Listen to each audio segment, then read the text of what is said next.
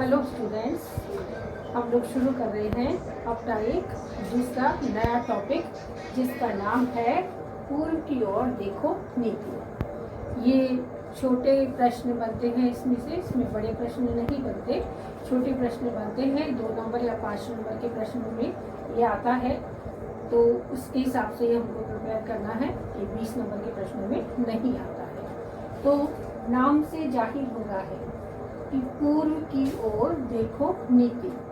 पूर्व का अर्थ ये है कि जो भारत की पूर्व की तरफ जो राष्ट्र हैं उनकी तरफ, जो दक्षिणी पूर्वी एशिया के क्षेत्र हैं उनकी तरफ देखना है और नीतियों को इस प्रकार से विस्तारित करना है कि उससे भारत को कहीं ना कहीं सामाजिक, आर्थिक, व्यापारिक, तकनीकी और प्रौद्योगिकी में उन्नति का पथ प्रदर्शित।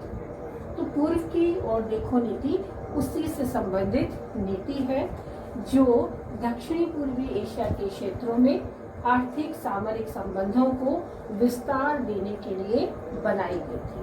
और इस नीति के अंदर मुख्यतः वो सभी राष्ट्र हैं जो आसियान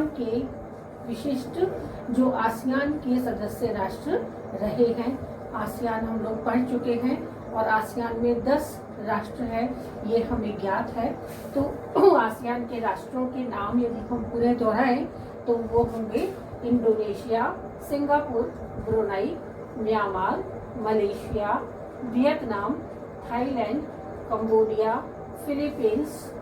ये सभी राष्ट्र, आसियान राष्ट्र जो हैं वो उनकी तरफ क्या करना है, भारत को विशिष्ट रूप से ध्यान देना है, देखना है और आर्थिक सामरिक संबंधों को विस्तार देना है और एक बड़े पैमाने पर विस्तार देना है। तो ये जब हम देखते हैं कि पूर्व की ओर देखो नीति की जो शुरुआत की थी, ये हमारे वैसे तो 1990 के दशक से ही ये शुरू हो गया था कि पूर्वी एशिया के जो क्षेत्र है वो सामरिक दृष्टि से काफ़ी संसाधनों से पर्याप्त परिपूर्ण क्षेत्र हैं और इनके लिए 1990 के दशक में जब शुरुआत हुई थी तो वहाँ पर इसका प्रभाव थोड़ा धीरे धीरे मतलब बढ़ता चला गया।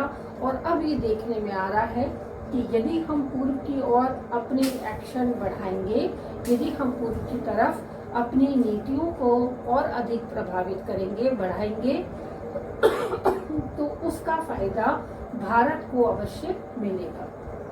तो हमारे भारतीय प्रधानमंत्री माननीय नरेंद्र मोदी वर्तमान में जब 2014 में उन्होंने अपनी सत्ता संभाली थी, तो आप लोग को थोड़ा सा ज्ञात होगा कि उनकी जो विदेशी की यात्राएं थी वो इन्हीं राज्यों में, इन्हीं विश्व राष्ट्रों राज्यों में उनकी शुरुआत जो हुई थी वो विदेशी राज्यों में यहीं से हुई थी।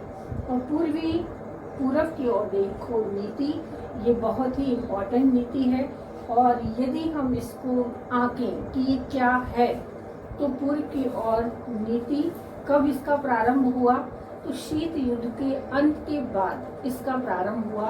तो हमें ज्ञात है शीत युद्ध का अंत कब हुआ था, जब साम्यवादी खेमे का बिखराव हुआ था। 1945 से 1990 तक शीत युद्ध लगातार चलता रहा। और शीत युद्ध क्या है ये हम लोग विस्तार से पढ़ चुके हैं कि विश्व की 2 महानतम शक्तियां जो सैद्धांतिक विचारधाराओं से अलग अलग है, सोवियत संघ और पूंजीपति अमेरिका, साम्यवादी रूस और पूंजीपति अमेरिका, ये दोनों ही विचारधाराओं से भिन्नता रखते थे, इसीलिए इनमें शीत युद्ध लगातार चला आ रहा था।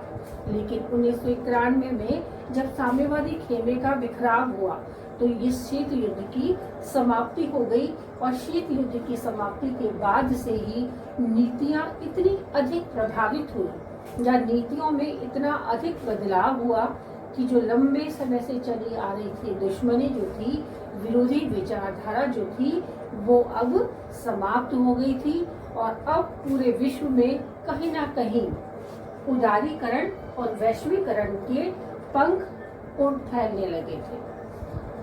तो शीत युद्ध का अंत का अर्थ है कि साम्यवादी खेमे के बिखराव से है। उदारीकरण हम लोग पढ़ चुके हैं कि उदारीकरण क्या है, इसको हमको केवल समझना है, अलग से लेसन नहीं है कि उदारीकरण एक नीति का नाम है। जैसे हिंदी का एक शब्द होता है उदार, तो उसका अर्थ हम किससे लेते हैं? उदार का अर्थ होता है दयावान, कृपावान, सहयोगी, इस रूप में हम देखते हैं। उदार का अर्थ दानी। तो ये जो रूप है उदारता की, तो उदारता के इन्हीं रूपों से मिलकर बनी एक नीति है जिसका नाम है उदारीकरण की नीति। तो ये उदारीकरण किसको देना है और किस रूप में ये प्रसारित हुई है?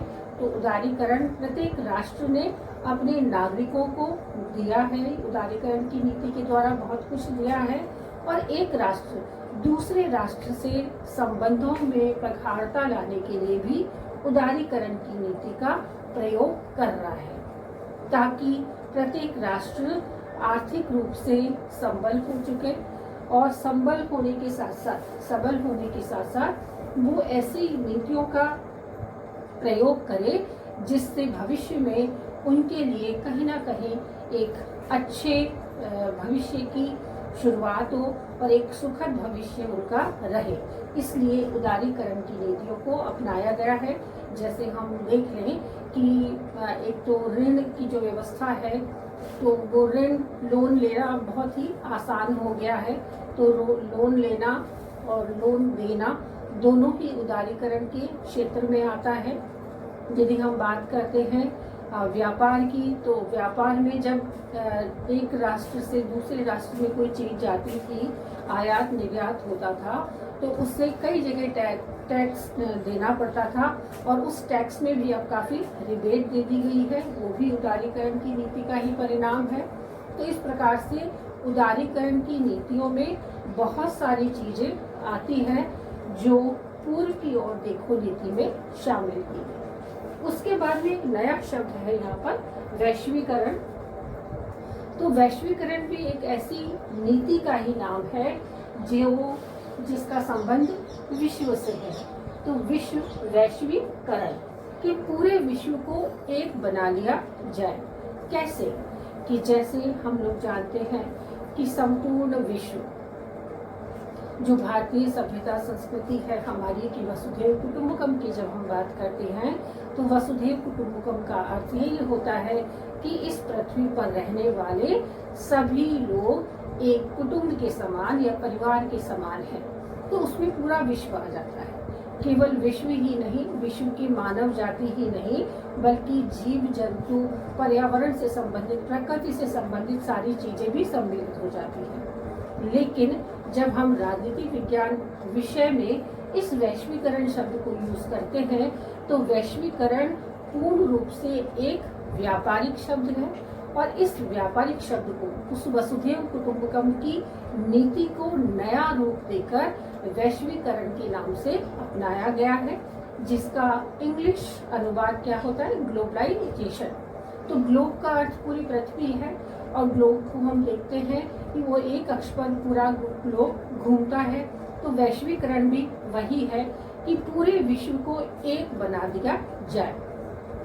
विश्व में बहुत सारे राष्ट्र बड़े हैं, बहुत सारे राष्ट्र छोटे हैं। कई राष्ट्र बहुत विकसित हैं, कुछ राष्ट्र बहुत ही अल्प विकसित हैं, कुछ राष्ट्र मध्यम हैं, विकासशील।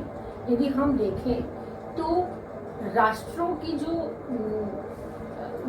का जो प्रकार है कि विकसित है, विकासशील है या अल्प विकसित है, तो उसमें यदि कोई राष्ट्र आत्मनिर्भर होना चाहता है, यदि कोई राष्ट्र अपने आप को विकास की गति तेज करना चाहता है, तो उसे क्या करना होगा? उसे व्यापारिक संबंधों को बढ़ाना होगा। न सिर्फ व्यापारिक संबंध बल्कि आर्थिक सामाजिक संबंधों को भी बढ़ावा देना होगा। तो इसी वैश्वीकरण को अपनाते हुए ये इसका अर्थ सीधा सीधा है कि यदि कोई राष्ट्र अपने आप को अलग थलग रखता है, तो वो अपनी प्रगति को भी रोक देता है। कि विश्व के अधिकांश बड़े राष्ट्र जिनके पास संसाधन या प्राकृतिक संपदा या व्यापार या आर्थिक व्यवस्था इतनी उच्च स्तर की है कि वो तो अपनी मूलभूत सुख सुविधा के लिए सुख सुविधाओं का प्रयोग कर रहे हैं और अपनी आवश्यकता से अधिक खर्च कर रहे हैं। और दूसरी ओर विश्व के ऐसे राष्ट्र भी हैं जिनको अपनी मूलभूत आवश्यकताओं की पूर्ति के लिए बहुत अधिक मेहनत करनी पड़ रही है या जूझना पड़ रहा है। तो इसी वैश्वीकरण के दायरे को एक करने के हिसाब से ही ये वैश्वीकरण शुरू किया गया कि जिसके पास जो चीज़ है, चाहे वो मैन पावर है, चाहे वो अर्थ है, व्यवस्था है, या ऐसी तकनीक है, या प्रौद्योगिकी है, या मानव क्षमता है, जिसके पास जो चीज़ है वो उसका निर्यात करे और जो चीज़ की कमी है वो उसका आयात करे। तो आयात और निर्यात की को जब हम बढ़ावा देंगे तो वो व्यापार का एक रूप हुआ। तो वो व्यापार ही वैश्वीकरण की आधारशिला है, जिससे संपूर्ण विश्व कहीं ना कहीं अन्योन्याश्रित हो जाता है। एक दूसरे पर सभी राष्ट्र आश्रित हो जाते हैं और आश्रित होने के बाद एक दूसरे पर अन्योन्याश्रित होने के बाद अपनी प्रगति भी साथ के साथ करते जाते हैं, आत्मनिर्भर होते जाते हैं। तो पूर्व की ओर देखो नीति में इन तीनों की बातों का समावेश किया गया है और आसियान के राष्ट्र और भारत के दक्षिणी पूर्वी एशिया के राष्ट्रों के आर्थिक सामाजिक संबंधों को और अधिक विस्तृत करने के लिए अपनाई गई एक नीति है। इसे अब हम थोड़ा और विस्तार से पढ़ते हैं कि भारत द्वारा दक्षिणी पूर्वी एशिया के देशों के साथ बड़े पैमाने पर आर्थिक और सामाजिक संबंधों को विस्तार देने के लिए तथा भारत को एक क्षेत्रीय शक्ति के रूप में स्थापित करने और इस इलाके में चीन के प्रभाव को संतुलित करने के उद्देश्य से पूर्व की ओर देखो नीति अपनाई गई है या नीति बनाई गई है। इस नीति का अर्थ पूर्व में काम करो की नीति से संबंधित है। हमारे पूर्वी पड़ोसी इसके आगे के क्षेत्र के साथ हमारे भागीदार हैं। अतः स्पष्ट है कि माननीय प्रधानमंत्री नरेंद्र मोदी ने मई 2014 में जब सत्ता संभाली तब उनकी अधिकांश विदेश यात्राएं पूर्व के देशों में ही हुई थी। जापान, म्यांमार, ऑस्ट्रेलिया, फिजी और नेपाल। तो इन राष्ट्रों से वर्तमान माननीय प्रधानमंत्री नरेंद्र मोदी की जो शुरुआत हुई थी, व्यापारिक विदेश यात्राएं जो उनकी शुरुआत हुई थी, वो कौन कौन से राष्ट्र थे? जापान, म्यांमार, ऑस्ट्रेलिया, फिजी और नेपाल। भारत इस नीति के तहत दक्षिणी पूर्वी एशिया के देशों के साथ घनिष्ठ संबंध स्थापित करने पर बल दे रहा है। साथ ही साथ इस नीति के दायरे में आसियान देश Indonesia, Singapore, Brunei, Myanmar, Malaysia, Vietnam, Thailand, Cambodia, Philippines, Korea तथा जापान आते हैं, जिन्हें भारत ने केंद्रीय स्थिति में रखकर कुछ प्राथमिकताएं तय की है और अब ये उसे गति देने के लिए अग्रसर हैं। अर्थात आसियान राष्ट्र जो हैं, उन सभी आसियान राष्ट्रों को केंद्रीय स्थिति में रखकर कुछ प्राथमिकताएं भारत ने तय की है और उसी को गति देने के लिए पूर्व की ओर देखो नीति अपनाई गई है। पूर्व में काम करो नीति की शुरुआत। पूर्व की ओर देखो नीति का अर्थ है पूर्व में काम करो नीति। इसकी शुरुआत 1990 के दशक के पूर्वार्ध में ही हो चुकी थी। आज एशिया प्रशांत विश्व के सबसे तेजी से प्रगति करने वाले क्षेत्रों में से एक है और अमेरिका के लिए यह स्थिति एक संतोषजनक स्थिति नहीं है।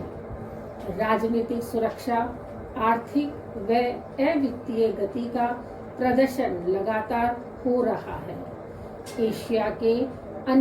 एशिया में अनेक महाशक्तियों का उत्थान विशेष रूप से चीन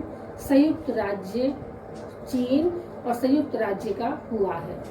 इसकी रणनीति क्षेत्रीय और सामरिक वास्तुशिल्प और बहुपक्षवाद और राष्ट्रीय हितों पर दृढ़ता के साथ आधारित होने के बावजूद भी यह महत्वपूर्ण परिवर्तनों के साथ साथ अपने आप को अनुकूलित कर रहा है।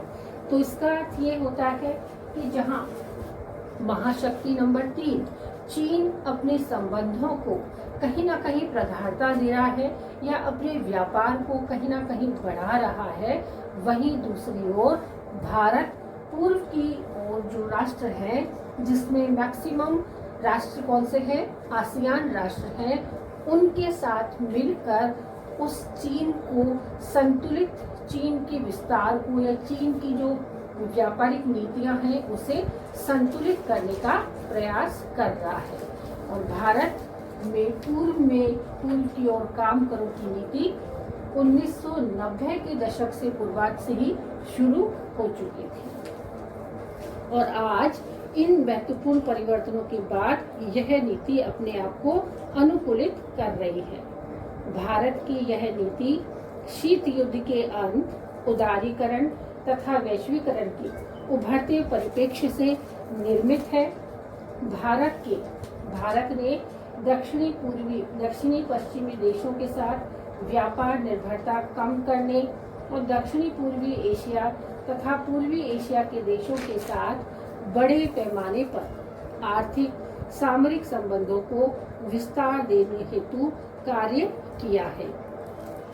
तो एक प्रकार से हम देखते हैं तो ये पूरा का पूरा कार्य जो है वो क्या है, उदारीकरण और वैश्वीकरण की नीतियों को और अधिक विस्तारित करने की एक प्रक्रिया है जो भारत द्वारा चलाई गई है, जो वही नीति पूर्व की ओर देखो नीति के नाम से जानी जाती है।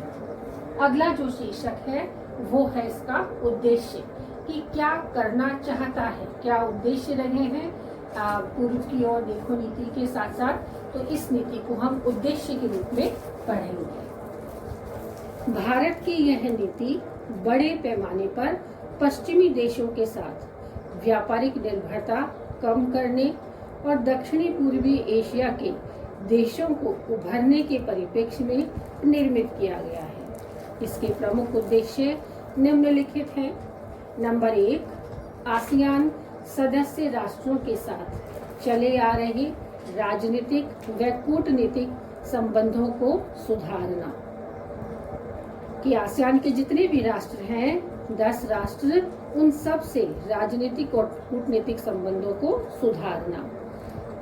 दूसरा है इन देशों के साथ अधिक मजबूत आर्थिक संबंध विकसित करना तथा व्यापार, निवेश, विज्ञान, प्रौद्योगिकी व पर्यटन के क्षेत्र में सहयोग करना है। और तीसरा है इन राष्ट्रों के साथ महत्वपूर्ण रक्षा समझौते स्थापित करना, जिससे इनके राजनीतिक इरादे मजबूत हो और हिंद महासागर क्षेत्र में शांति बनी रहे। तो जहां एक और इसका उद्देश्य आसियान राष्ट्रों को समृद्ध करना है, वहीं दूसरा इसका जो मुख्य मकसद है वो है रक्षा के क्षेत्र में बहुत अधिक अपने आप को मजबूत बनाना, कि इन राष्ट्रों से अब रक्षात्मक विषय में जो कार्य किए जा रहे हैं वो उन सबको मजबूती देना। और तीसरा महत्वपूर्ण उद्देश्य इस समझौते को और अधिक मजबूत बनाना और हिंद महासागर में जो अशांति फैली हुई थी उस अशांति को शांत करना रहा है। तो इन तीनों उद्देश्यों के साथ ही पूर्व की नीति क्या हो रही है, काफी अग्रसर हो रही है, बढ़ रही है और सब लोगों का जो दृष्टिकोण था वो अब परिवर्तित होता नजर आ रहा है। इसके बाद में यदि हम परिणामों की चर्चा करते हैं तो क्या रहे हैं पूर्व में देखो नीति की तरफ कार्य करने में, तो परिणाम को यदि हम देखते हैं तो 1991 से लेकर वर्तमान तक भारत की इस नीति में निरंतर गंभीरता और मजबूती नजर आ रही है।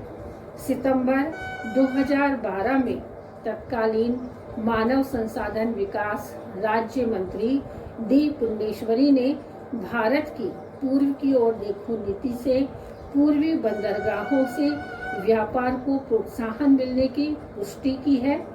उन्होंने कहा है कि भारत का पूर्व और दक्षिणी पूर्व एशिया से व्यापार काफी हद तक बढ़ा है और विश्व के समुद्री मार्ग के जरिए होने वाले व्यापार में जो देश है वो पूर्वी तट को और अधिक महत्वपूर्ण स्थान मिला है। इस नीति का समर्थन करते हुए अमेरिकी विदेश मंत्री हिलरी क्लिंटन ने भी कहा है कि उनका देश पूर्व की ओर देखो नीति का सक्रिय समर्थन करना चाहता है और इसीलिए ओबामा प्रशासन की शुरुआत से ही एशिया प्रशांत क्षेत्र को महत्व दिया गया। यद्यपि अमेरिका इस क्षेत्र में अपने स्वार्थ के साथ साथ चीन की बढ़ती शक्ति को हिंद महासागर और प्रशांत महासागर के बीच के क्षेत्रों में अपनी पकड़ मजबूत करके इसे संतुलित करना चाहता है और नवंबर 2014 में म्यांमार में आयोजित आसियान भारत शिखर सम्मेलन में प्रधानमंत्री नरेंद्र मोदी ने लुक ईस्ट पॉलिसी को एक्ट ईस्ट पॉलिसी में क्रियान्वित करने की घोषणा की। लुक ईस्ट पॉलिसी को एक्ट ईस्ट पॉलिसी में क्रियान्वित करने की घोषणा किसने की? प्रधानमंत्री नरेंद्र मोदी ने 2014 में की थी। अर्थात मोदी सरकार की इस पहल को व इसकी सक्रियता का स्वागत हुआ है और इस बदलाव की नीति से भारत का इंफ्रास्ट्रक्चर, जुड़ाव, व्यापार तथा निवेश के क्षेत्रों में भारत और आसियान देशों के बीच तेजी से काम होने की उम्मीद बनी है।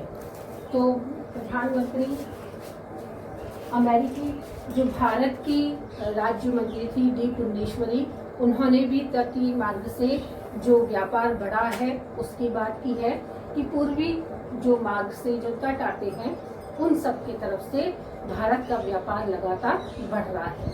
और अमेरिका की विदेश मंत्री भी हिलरी क्लिंटन जो है उन्होंने भी इस बात का पूरा समर्थन किया है कि पूर्व की ओर देखो नीति से उनका देश भी हमेशा उसका समर्थन करता रहा है और ओबामा सरकार जो रही है उसने भी पूर्व की ओर देखो नीति का सदैव समर्थन किया है।